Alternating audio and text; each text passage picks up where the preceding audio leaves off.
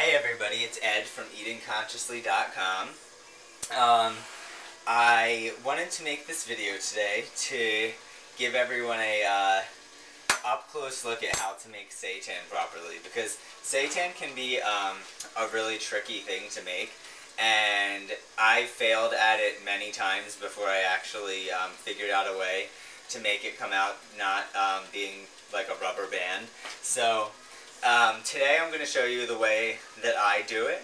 I'm not saying that this is like the protocol for making seitan or saying this is the only way. I'm just showing you the way that I do it and the texture that I like from it, and the one that I think has been most successful of all the seitans that I've tasted. So, that being said, basically there are two ways to make seitan. I'm going to do the easiest and most familiar way today, and that's the way that I always make it. That method is mixing just vital wheat gluten and water. Wheat gluten, which is just the protein portion of whole wheat.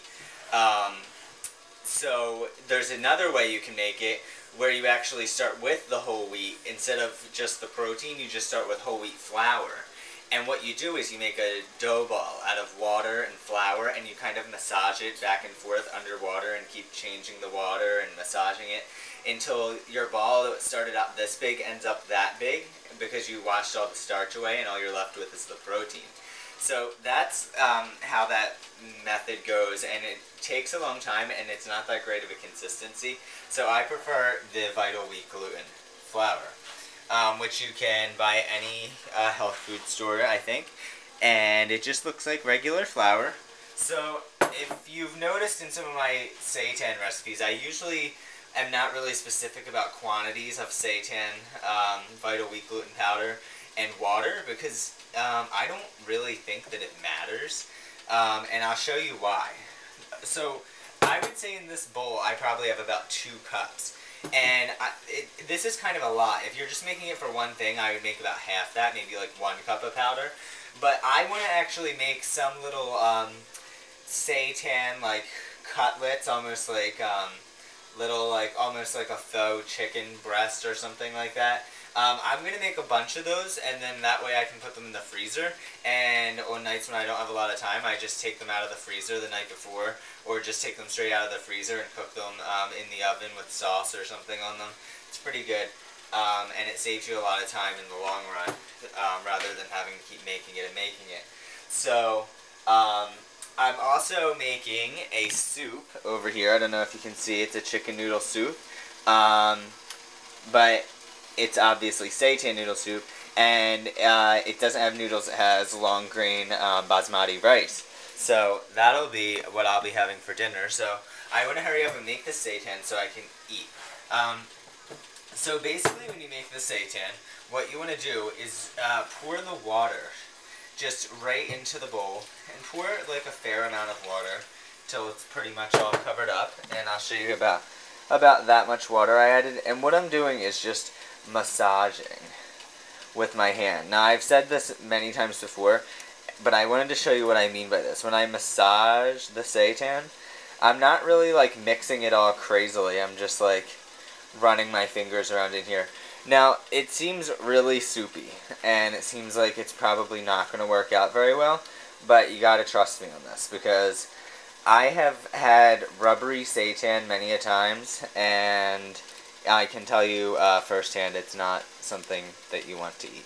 So, alright, you can see the consistency. If you look, the water is kind of starting to separate, so it looks almost like grainy in texture, and I don't feel any big lumps or anything. So what I'm going to do at this point is basically take some of it out with my hands, and I'm just going to kind of gently squeeze. And when you squeeze, you're squeezing the moisture out.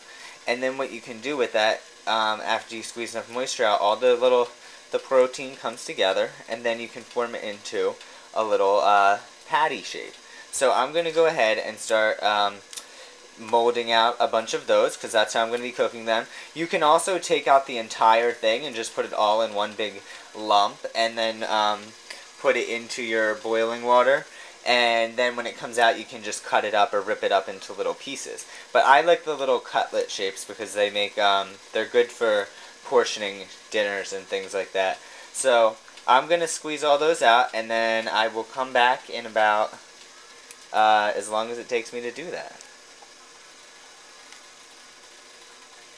So as you can see, the little patties are all done. I formed them together, so there's 6 of them here.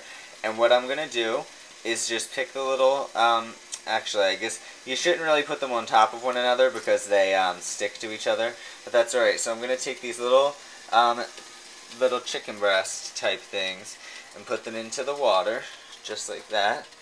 And that's boiling water, which I'm actually going to turn down to low, like little above low. So I'm going to go ahead and just plop all these in here. And what this is going to do is cook our seitan, which you need to do before you eat it, because right now it's just raw dough. So these will probably take about 45 minutes to cook. And when they're done, what I'm going to do is freeze them for later use. Now, some seitan recipes will call for spices and things added to the water.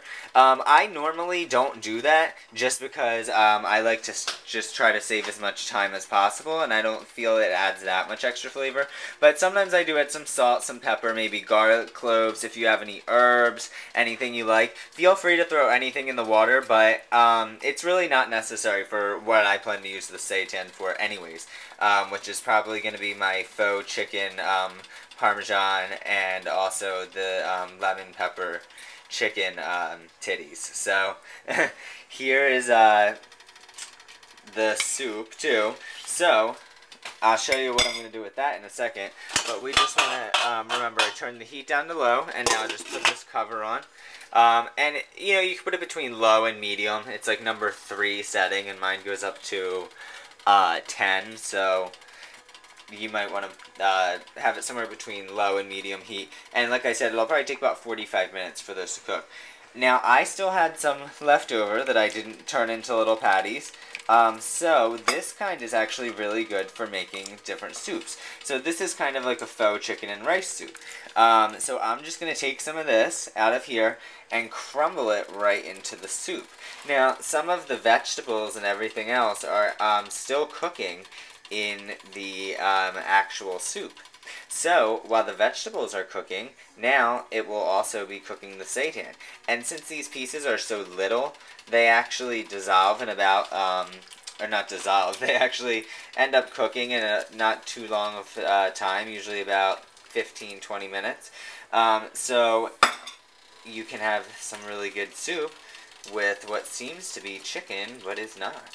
So, after I'm done just sprinkling all that in here, I'm going to go ahead and put a lid on the soup. And that will also just simmer, like I said, for about 15 to 20 minutes to cook it all. And it is really a good way to do it while you make a whole big batch at once, because like I said, that way you're not going to have to keep doing it over and over and over again. So, if you're going to make the soup one night, then just throw some extra wheat gluten in there and make some little cutlets for dinner tomorrow. So I will be right back as soon as this stuff's finished cooking, and I'll show you where we go from there. Okay, so the seitan is finished cooking. It's been about 45 minutes, and I'm just going to fish these pieces out and put them onto a plate.